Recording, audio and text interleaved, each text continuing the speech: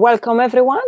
We are live in another episode of Art, My Medicine. Today I'm having a wonderful guest, a fellow artist and a very good friend, Stacey, and I will allow Stacey to tell you a bit who she is. Hi, thank you for having me on here, DOROTA. It's really nice to be here. I'm Stacey. I'm a portrait artist. I've got 3 children, and obviously I've always drawn, always liked art in my own way, and it's only because it allows me to escape when I'm not feeling myself. So that's how I started the journey, and this is why I do what I do. But obviously motherhood is a big part of that as well. So yeah, thank you for having me here. You're very welcome. So yeah, I heard few key phrases like motherhood, motherhood artist, and helping you when you are not really well. So could you tell us a bit of your story, how your art started and what led to it, and what is there that helps you perform in art? Okay, so my journey did start in my teenage years, but I actually parked it for quite a long time. I just all of a sudden I left it behind because I was told I wasn't good enough. So I stopped doing it, even though that was my coping mechanism and what kept me sane during those lonely teenage years. I did stop because I just was fed up with the comments saying you shouldn't be doing this, you're wasting your time. Why are you doing this for?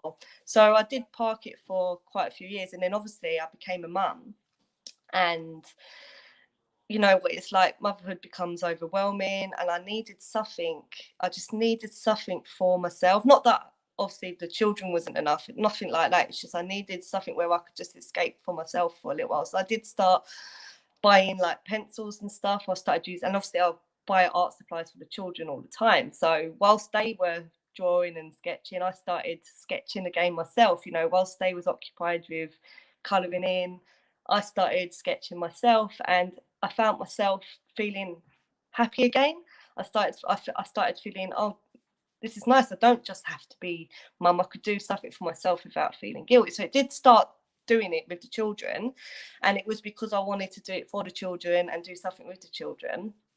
But I found actually I want to do something for myself. And I remember my husband, when we first moved here actually, so I wasn't drawing for apart from like with the kids, but when we moved house we finally had the space where I could actually get some of my own stuff in, and my husband bought me some art supplies for my birthday. But I got that anxiety. I was stuck all of a sudden, like, well, now I've got this stuff, what do I do with it? I don't know what to do. I don't know what to paint. And my daughter at the time, she was breastfeeding, and I had this blank canvas on the table. She sat on my lap, and I looked down at her. I had this blank canvas, and I thought, okay, I'm going to paint a breastfeeding painting. And it just came out, and I was so nervous like to show it because I've obviously been met with a lot of judgment over my journey with her, especially where she was a toddler, and obviously my anxiety is like through the roof. But what I found whilst I was painting, all of a sudden, all those fears, all those feelings, all that anxiety or feeling, I put into the painting, and I realised actually, why am I hiding? Why am I hiding that this is why am I hiding that I enjoy painting? Why am I ashamed of my journey with my children? And I put it out. I actually showed it into one of my mum groups, and it wasn't a particularly good painting, to be honest, but obviously someone saw something in it and they realised, oh, she's got a story here. And that's how it started. It was literally just through the journey of motherhood, and I realised the release that came with just painting something that meant something to myself. Amazing, isn't it? It's like how spooky and how naturally it came back to your life, and your story is really well. We found it as through our friendship that we have many connected dots in our stories. So similarly, I parked my art for many years, even decades. And certain aspects of my mental health led me to re-emerge and reborn through art. So it's amazing that this, what you mentioned, that, you know, it gives you joy. So, you know, could you tell us a bit more about what you feel when you draw or paint? When so obviously my mind is always going. There's always these thoughts. I've got quite intrusive thoughts, and it's constant. I don't sleep well because of it. But when I'm drawing, those thoughts quieten because I'm so focused on the subject at hand. I'm so focused on the journey that I've been told, because obviously I paint for a lot of other women, and they're telling me their stories. They're releasing their stories into me.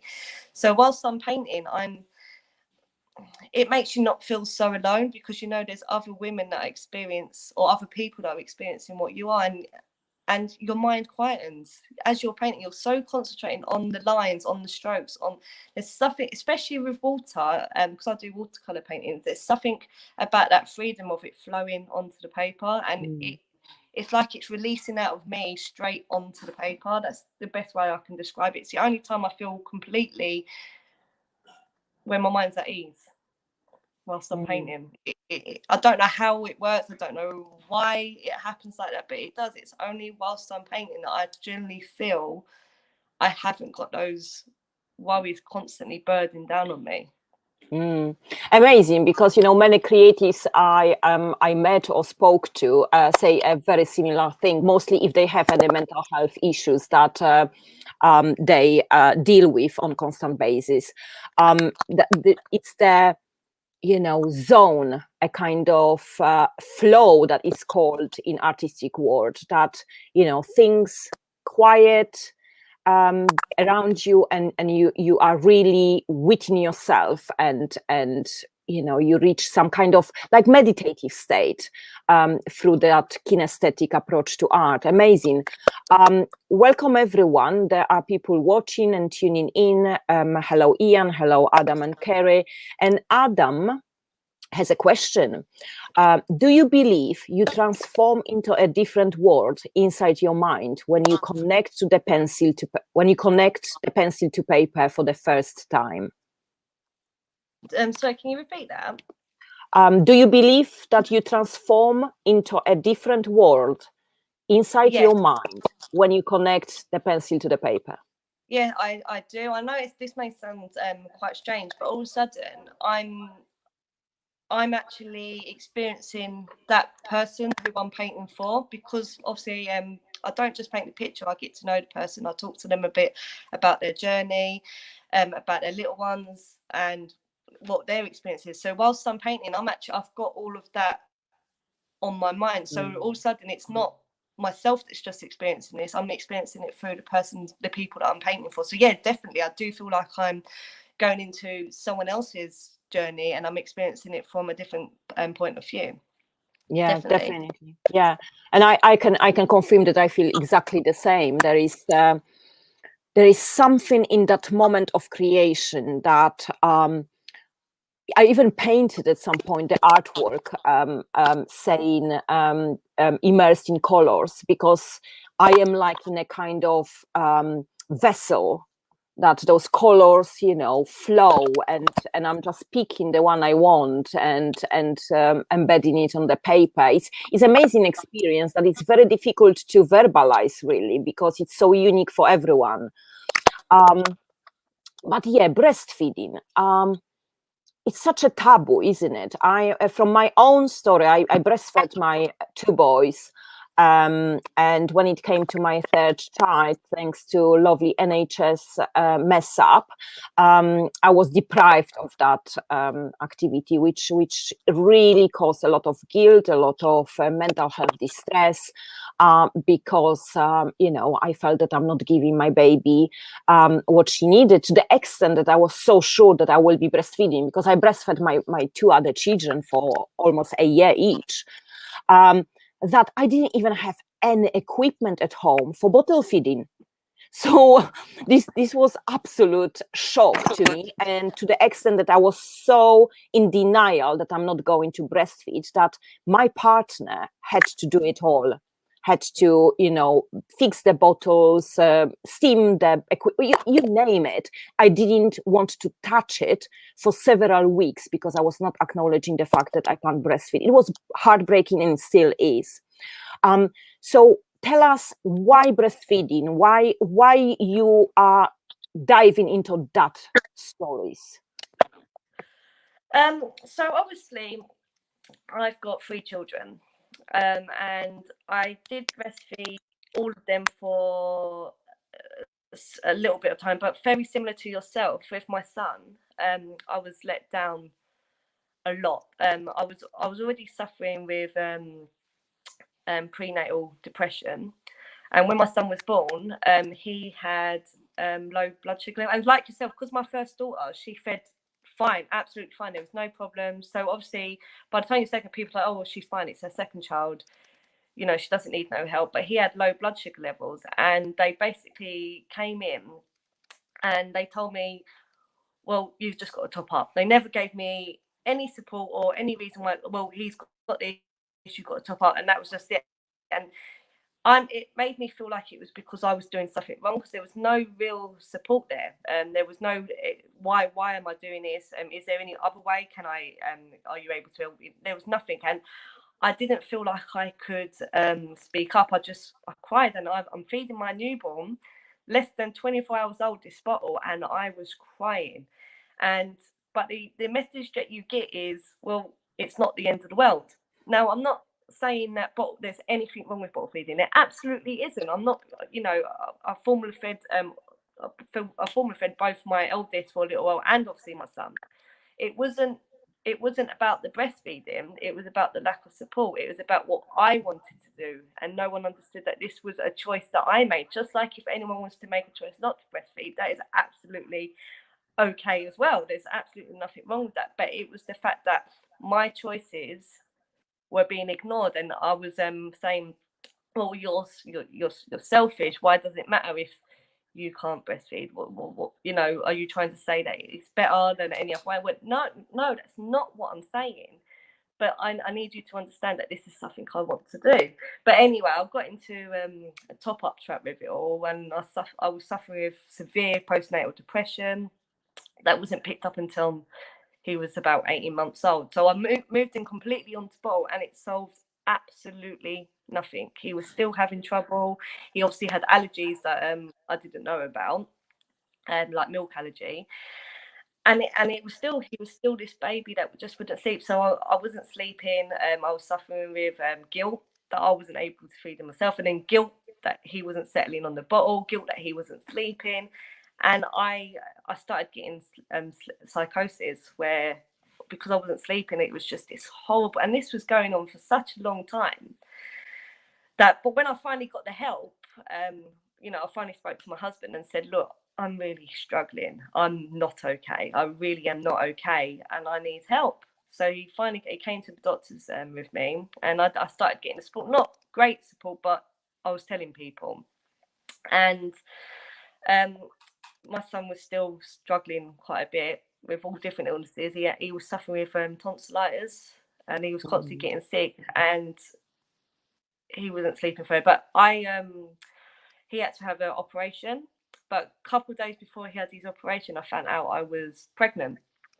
But I didn't tell anyone because it was just a horrible time. My husband was stressed. I was stressed. Riley said I wasn't sleeping. And there was a part of me that was wishing, I wish this wasn't true. I wish that this wasn't the case. And obviously, whilst my son was having an operation, I actually lost, but I hadn't told anyone I was pregnant. So it was something I was dealing with all by myself. It was awful. And so obviously that was happening. And I didn't actually tell anyone until 6 months after I finally came out of it. And then I realised I did want to have a third child, but I also didn't want to experience what I've experienced with my son, with the lack of support, with the mental health issues, with wanting to feed how I wanted to feed my child. So by the time I did fall pregnant with my youngest now, I'd armed myself with all the information. I researched, I joined groups, I joined Facebook groups, I joined my local groups, and I just armed myself like, this is what I want to do. Not because one way is better than the other, it's because it's something I need to heal from. Because of my journey with my son, I need to heal from this. And I did. So I fed her, and all of a sudden, when she was born, I found this confidence I'd never had before, you know, ever. Like, all of a sudden, I didn't care if anyone was upset that I was feeding in front of them. I wasn't going to cover up anymore. I wasn't going to try and go to a schedule. I was going to completely concentrate on my journey with my youngest and feed her. So breastfeeding actually allowed me to find my voice. It allowed me to heal from my journey with my son. It made me realize there were so many other women out there that had stories and they were struggling. But I also wanted it to be known that this is just my journey. This is why I paint breastfeeding, not because I think it's the only way to feed your child. I definitely don't think that, and I definitely don't want that narrative to come from what I'm doing either. It was something I could personally relate to. So when I'm connecting to those feelings on paper, I'm healing. It's a healing journey. Each one I do, I'm still healing from my previous journeys, and I'm hoping that that's what I'm providing for other women. I'm hoping that I'm giving them a platform to not only give them a keepsake, but for them to speak about their journey, for them to express their milestones, to celebrate or heal, even if a journey weren't successful. And I have many women who come to me and their journeys aren't successful, but they still want something to capture that feeling that they was feeling at the time. So, yeah, because there is a unique feeling, isn't it? When you nurse your child, that's something that is, not possible to describe with words. It's something that art is designed to capture, really. And yeah, I can see why you are doing what you are doing, and I agree that. Breastfeeding is still huge taboo in terms of not the process of breastfeeding, but breastfeeding in public, for example. It's still a lot of, evil eyes looking at you when you do that. And I remember when I was feeding my boys, it was, almost 2 decades ago, the first one, that, it was not really seen as appropriate to breastfeed your child, even among your friends. And I was asked by my partner then, by my husband then, to go to another room. And breastfeeding sometimes took like 30, 40 minutes, and I was thinking, these people came here for just an hour or two, and 50% of that time I'm spending in another room. What, am I punished for having a child? So what are your experiences with breastfeeding in public and the judgments associated? Yeah, it was. I mean, I know it's not as bad now, and like obviously 2 decades ago would have been even more so than what I experienced 12 years ago with my eldest daughter. Obviously, I already suffered with anxiety, and I didn't know I was going to breastfeed when I was pregnant with my daughter, because it wasn't something that was really.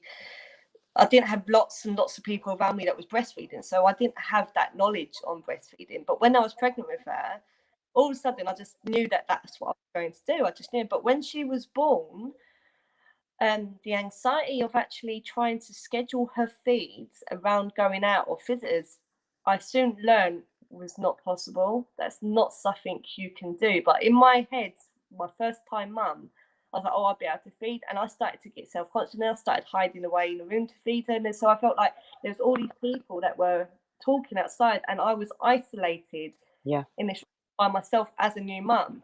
And then I started to feel the pressure. Oh my God, they've come to see the baby, and I've got her in the room with me. And I started to feel that pressure of that I needed to share her, and I'm being selfish, and I started to get really like self-conscious of the fact. And then there were comments made, and there was like, oh well, would you be more comfortable to go in the room? And I think it was a soft approach to say, look, maybe you should go in the other room. So that's what I sort of started doing. And then obviously I remember once, and I'm so ashamed of it now, I remember once I was out shopping and Emily was really distraught. She was really hungry, and I'd already just fed her before I left out. But obviously, as you know, babies do not feed on the schedule.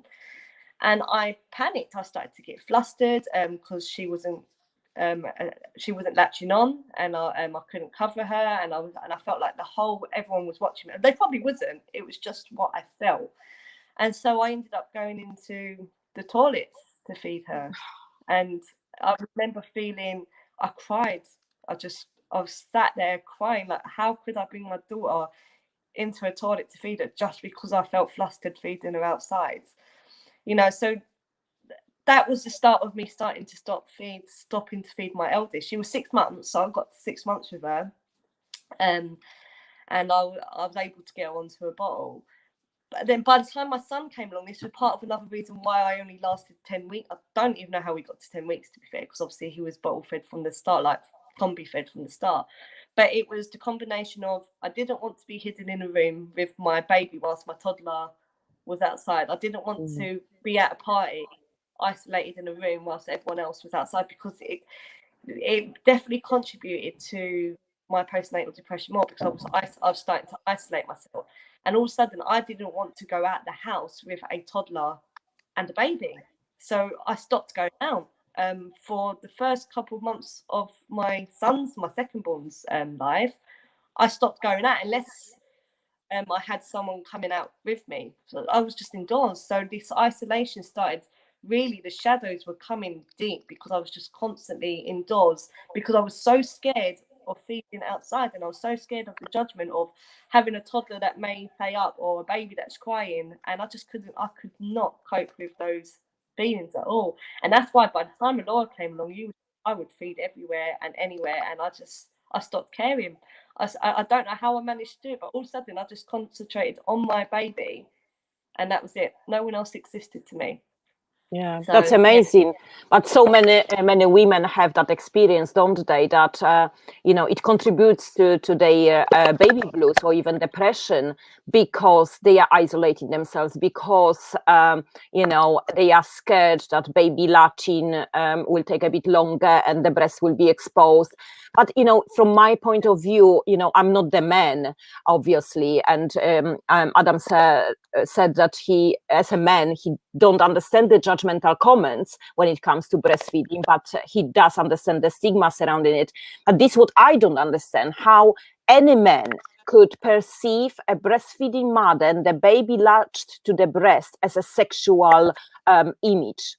I just can't really comprehend it with my mind, because this is nature, dining, right? It's like, and those who have any problem with children being breastfed in public, should be encouraged to have their dinner in the toilet, because this is what we do to women, asking them to go somewhere, and when there is nowhere to go to the toilet to feed their babies. This is what we are doing to them. We are asking their babies to have dinner in the toilet, which is horrendous. Ian mentioned that he was a witness of a mom feeding her baby at the next table in the restaurant, and it was beautiful and everyone was cool with it, but he knows that it's not always the case.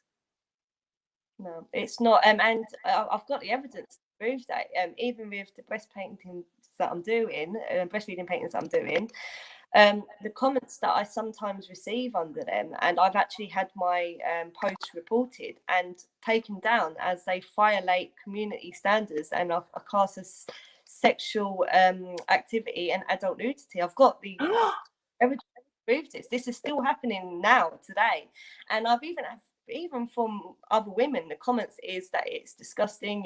This is from other women, not just men, but from women, saying that this is disgusting. It's something that should be private. But the reason why I'm painting them is because actually I was that woman who felt like I had to hide away because I was scared of people perceiving me in the wrong way. So the reason why I'm painting them is so that they can be seen, so that they are seen everywhere. If people are seeing these images, because as you know, when you're exposed to certain things, you start feeling comfortable with it. The more exactly.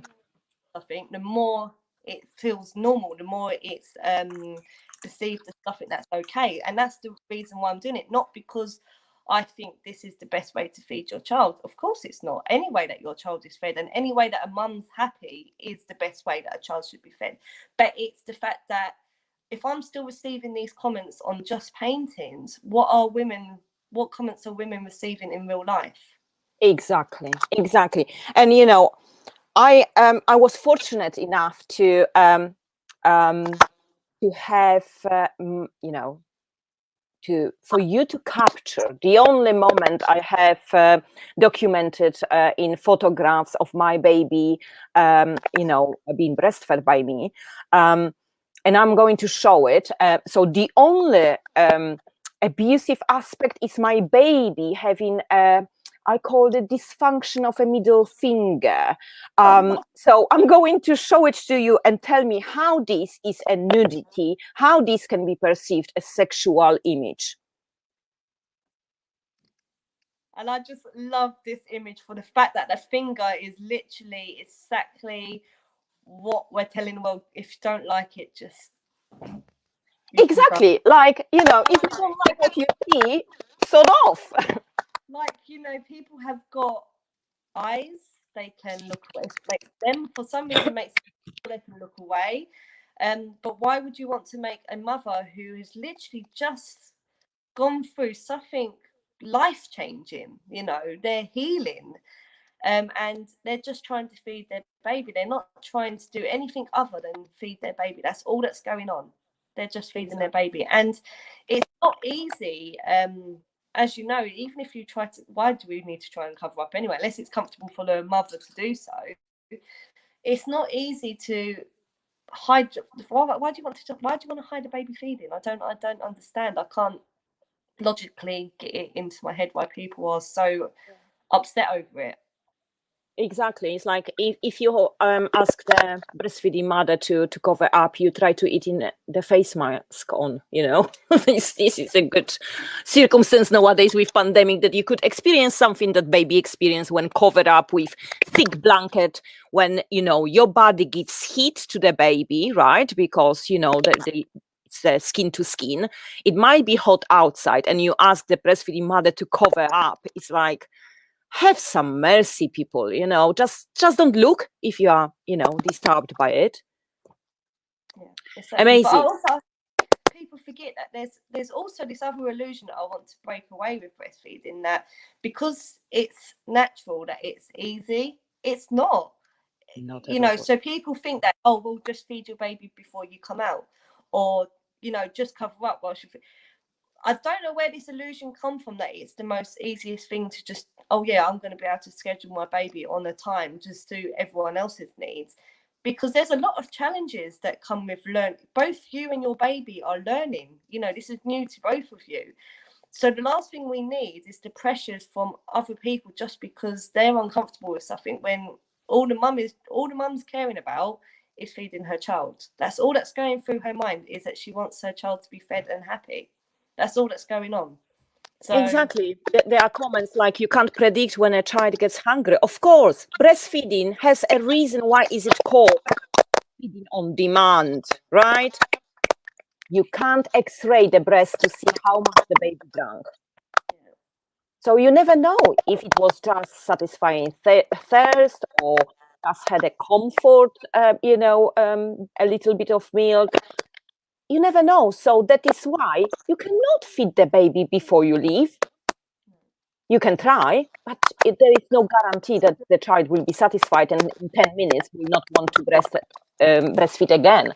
I think I need to disconnect my full static noise. I've noticed since talking to all these women, because obviously I've actually completed over 100 breastfeeding paintings now, so 100 different stories. So, yeah, like I've had, and when I say that stories are so varied and in between each of them, and not all of them are happy, easy stories. There's a lot of mental health issues that comes with it. There's a lot of other health things that you can't predict. There's obviously they've got different amount of children, and then there's illnesses like mastitis, which is if you've ever experienced it, is and what I'm learning is that people are so scared to even celebrate their journeys, because the narrative is, well, who do you think you are, kind of thing. Well, why are you celebrating that? Do you think you're better than everyone else? And what I'm finding is, this is not what women who are feeding in this way are trying to do. It's just that this was a big part of their journey. and not a part that their children actually remember themselves when they're older. It's only the part that the mother carries themselves. It's a big part of the mother's journey, and it doesn't last long. But when you're in the midst of it all, it's such a foggy time. It's so, because it's so rushed. It's everything's happening so quickly. But at the time, it feels like it's the longest thing ever. But and then it's gone, so you don't really get to enjoy the little moments of it. And I think that's what women are trying to capture. I think they're just trying to capture one part of such a big part of us as mums, and they just want to capture that. And I think they want someone to talk to. They want someone to share that journey with them. They want someone to acknowledge and validate what they themselves have been through, you know, with someone who understands it themselves. Yeah. And you know, this is always forgotten that breastfeeding is associated with sacrifices from a woman. You need to be careful what you eat. You cannot consume alcohol. You need to watch your stress levels, because if not, it's passed on to the baby. You know, we forget about it because it's so natural, isn't it? So it's so easy done. Yeah, and there's a lot of myths surrounding breastfeeding as well. As I said, one of them, like, a lot of people think, well, if it just comes easy to you, it's easy. It's not easy. It's not always easy. I'm not saying it isn't for some women. Of course it is. And obviously not everyone has a successful journey. But also, as you said, there's a lot of people that put judgments on you. Well, you shouldn't be doing this. You shouldn't be having that. You should, you know. And a lot of it, there's not truth to everything that you hear or read in, you know. And I think I think we need to allow women to discover what works for them. You know, we need to allow not just women, but people to discover what works for them in parenthood. And the judgment from either side just needs to stop, because, as I said, mental health, when you've got all those hormones going around you, it's hard enough as it is without judgment from strangers, but more so judgment from people who are meant to love you, you know, and from family and friends. I think we just need to support. We just need to put that support, even if it's not something you understand. Just know that the mum or the dad or whatever's going on is they're doing what's right for their family. And I think that's what's most important, just to be there and stop the judgments. Yeah, it doesn't help. exactly. So tell us a bit about the process of engaging in a breastfeeding story, your own or your potential client. When you finally created, do you? There was actually a question from Adam about it. So when you finish it, do you sit there and look at it and say to yourself, I'm proud of myself, of the achievement? Or what kind of emotions follow up the creation? Sorry, I'm losing connection for some reason. I didn't. It's bubbling up a bit. What was the question? Sorry. And when you finish a breastfeeding painting, do you feel a sense of pride in it? I think I've got the question. For some reason, I'm losing connection on my end. And when I finish a breastfeeding painting, so it's quite strange, because whilst I'm painting, I'm absolutely fine. But when I finish, I am gripped with this fear that, have I done the journey justice? You know, because I want it to be something that. So sorry. So yeah, obviously, at the beginning of a painting journey, I speak to the women and I talk about their journeys. So when I'm creating, I already know the child's name, and I already know part of their journey and how long they've gone into everything surrounding. But when I'm finishing it, there is this there's this sadness that comes with finishing a painting, because I've gotten to know these women, and it's like saying goodbye, even though it's not, because I'm actually connected with quite a lot of the women even after the painting, and I get videos sent to me, and I get little photos, and I get a part of their journey still given to me. But there's still this little bit of sadness that when I let that go, because I grow to love each one that I do, and I take a part of them, and I remember the stories that are attached to them. So yeah, when I'm finishing one, there is this this prideness that I've managed to finish and complete and send it off, but there's also this sadness that's attached, because it's like saying goodbye to a new friend that I've made. You know, it's like I love each of them as my own as well. So there's just this, it's this connection that I just feel like I'm creating this web of connection between all these women, and that doesn't go, that stays with me. And I think that's why it's turned into such a big project, that one that I wasn't even imagining that it was going to, because it started off with my friend asking me if I would capture her journey. So I wasn't even going to, after the one painting I'd done for myself, I wasn't even going to continue to do it. It's because my friend saw it and she goes, oh, would you capture my journey? And ever since then, I've all of a sudden I've just got this network of women and the support that comes with it, and everyone just, yeah, it's just love. I don't know if I've just rambled on then, so I apologize because I didn't hear the question properly. Yeah, so remind us how many journeys you touched? 100 already? Sorry? How many breastfeeding paintings you have by now? So I've actually done 96 of the black and white monochrome paintings, and I've done 4 from my rainbow series, so it's just over 100 breastfeeding paintings. So that's 100 journeys. Some of them are siblings, which what I love about it, it's not only just doing the one painting. I'm getting customers come back, clients come back with siblings, or I've got milestone paintings. So I've done the newborn one and they've come back to get a 1-year painting done. And it's here in that journey, so it feels like it's this continuous friendship that comes from it as well. And what you know is when you're feeling depressed and alone and like no one understands, what I feel like I'm creating here is support, validation, you know, someone else who understands. So all of a sudden those isolation feelings aren't so bad. It's the painting is the end result, but I actually think it's the in between. It's the talking to someone else who just understands. I think that's what's actually really important about this project. I think it's hearing the stories and validating someone else's journey and just having someone to talk to. I think that's what really makes this work, and I think this is why I've continued to do so. It's not just about the subject, it's actually about the women behind the paintings.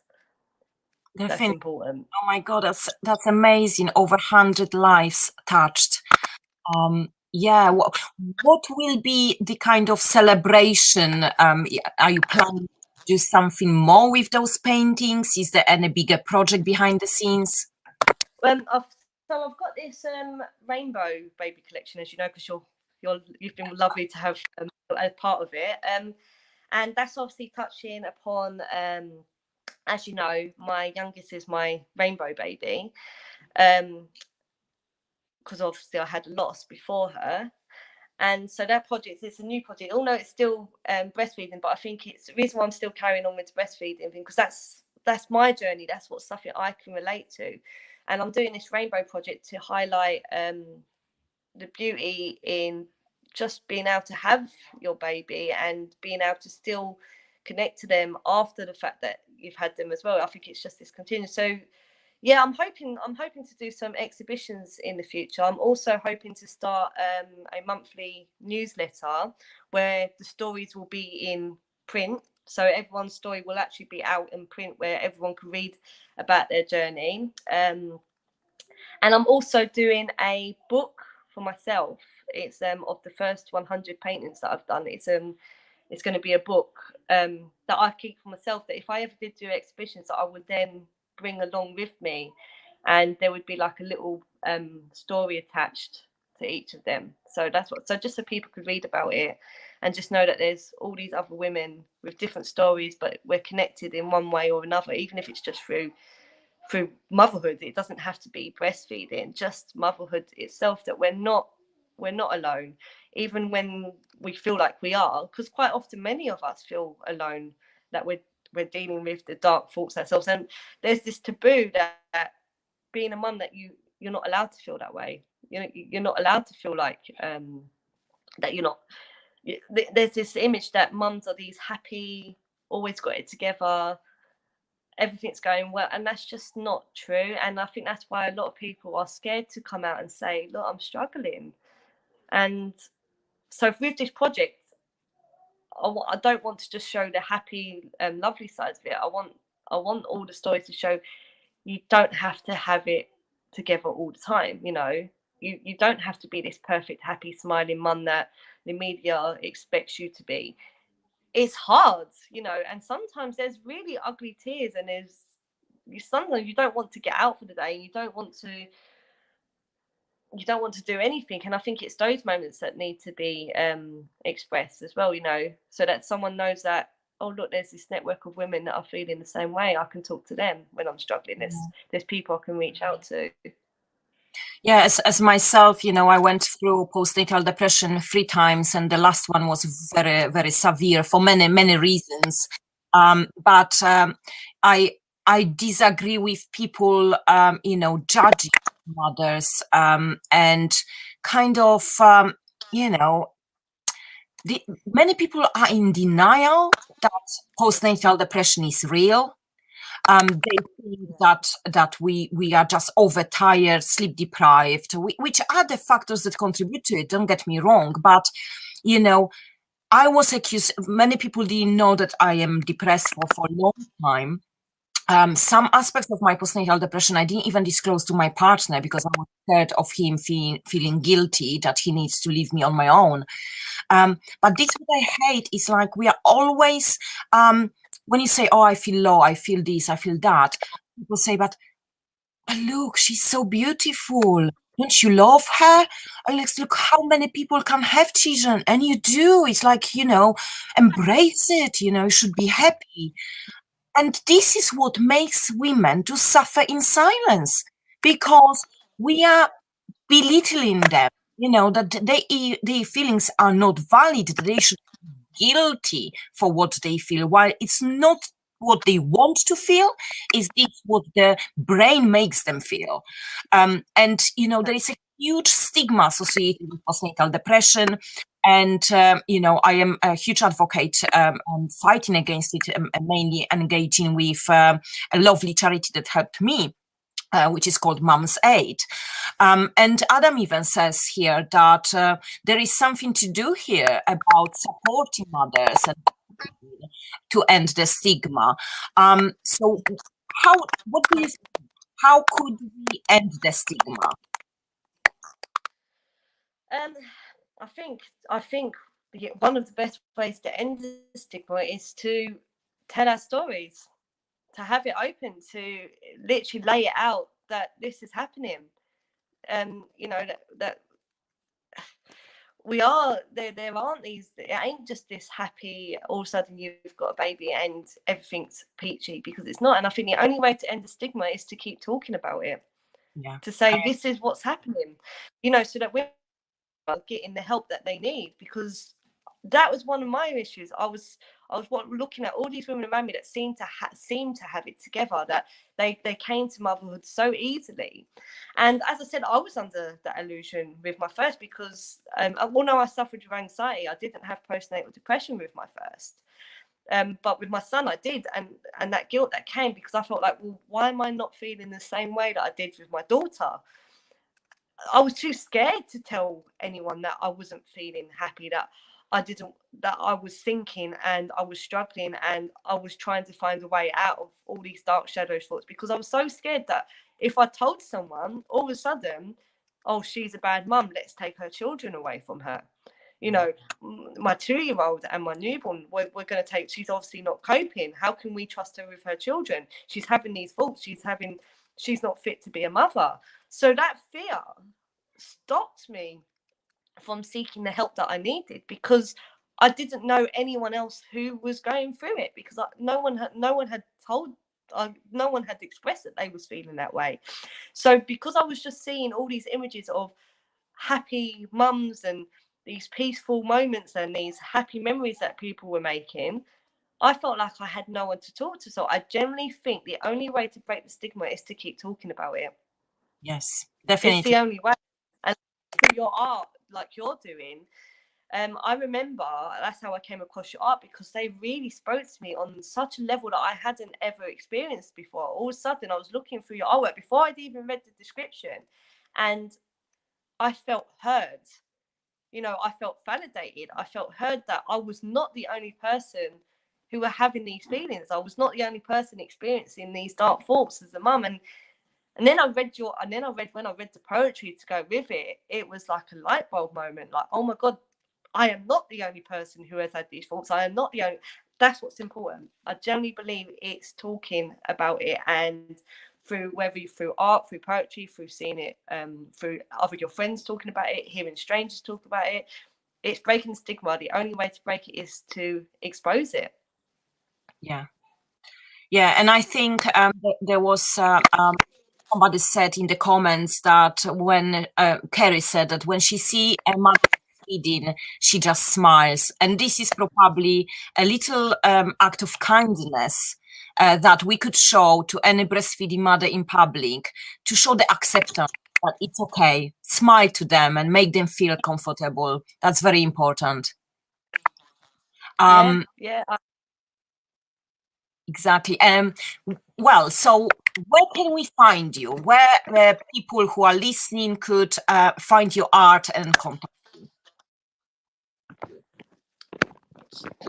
Sorry, say that again, Dorota. I'm losing you this end again.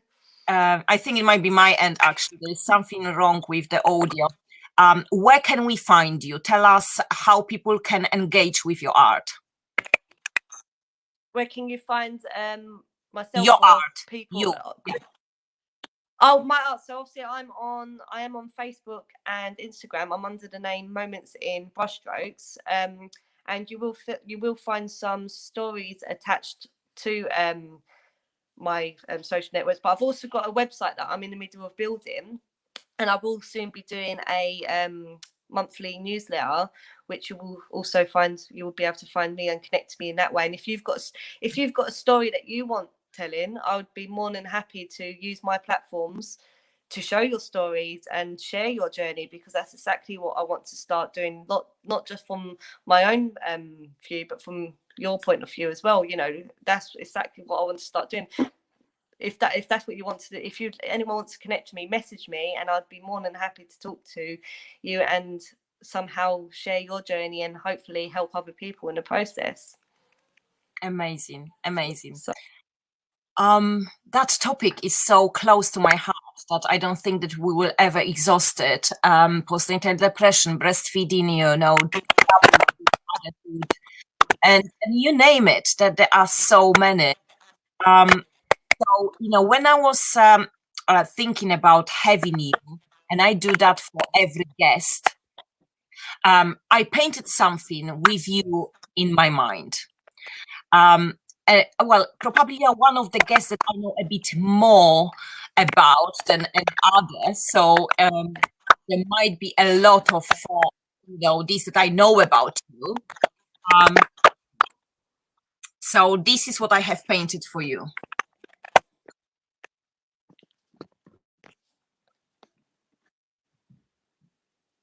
oh, you're frozen, Dory. I can't hear you. Can you see? I can see you. It's cutting out slightly, and your words are. I'm only catching words here and there. I don't know if it's my end, because I have got terrible signal here. I hope you can hear me. This is the painting I created for you as my guest. Oh. Yeah, I do that for every guest on my podcast. Create a painting with them in my mind, so I transfer my energy towards them. And because I know a lot about you, because we are friends as well, my way probably of saying that those colorful wings are there. You just need to open your eyes and look at them. Yeah, because you are a colorful person and you do a lot of art, and you do very important job, and keep doing it. And that painting, of course, you have priority to purchase, and 20% of sales will go to Mental Health Warriors, because Mental Health Warriors is mainly donations. So if you would like to donate, there will be a link coming along the screen. Please do follow that link.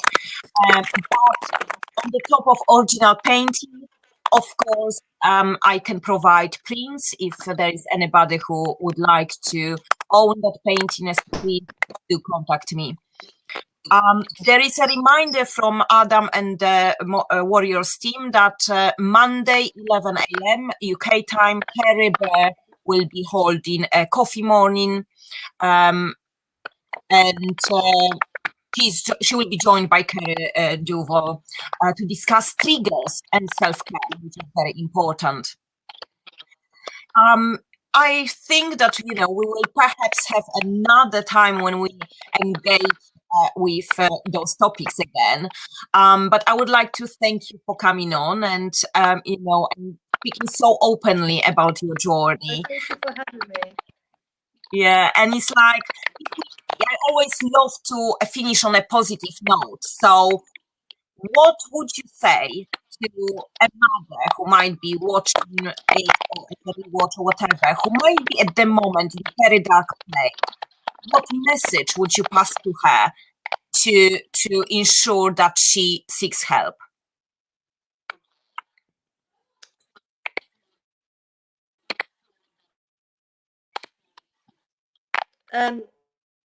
Definitely reach out to what the close. Just tell them, because I guarantee that you're not going to be judged. The demons in your head are lying to you. If you just reach out to someone close to you, whether it's, even if it's someone online that you're speaking to, a partner, or you've got a sister, or you've got a family member, they're not going to judge you in the way, well, I hope that when obviously I'm feeling, but just reach out. It's, there's people out there that going to listen, and you're not the bad person that you think you are. You are needed, you are wanted, and you're, only because you're struggling doesn't make you in any way less than someone else. So yeah, it is so important to just reach out to somebody, anybody, whilst you're in that. Definitely going to listen and going to help you. So yeah, definitely. And remember that you are never a bad mother when you have ill mental health. If you seek help, on the contrary, it means that you want to be in a good shape to look after your children. It means that you are a good mother because you're trying to help yourself as well. Because don't forget about yourself. You as a mom needs to be in the best shape to do the best to your babies. So don't suffer in silence. There are organizations and charities that can help you. If you are in Greenwich Borough, I recommend contacting Mums Aid, as this is a great charity that helped me very much. But there are also others, and just talk about it. Yeah, talking is definitely so important. It's so important. And remember, we're in a age now where we've been isolated from everyone. We've lost that community that we used to have, and I do think it's starting to build up again, but we're expected to be so much more than just a mum. We're not allowed to just concentrate on being a mum. We have to be everything else as well. So it's not you, we're literally, it's society at the moment. It's society that's causing us to feel this way. There's nothing wrong with us personally. It's just that there is so many demands around us that's causing it to feel so heavy at the moment. It's not you yourself. Definitely.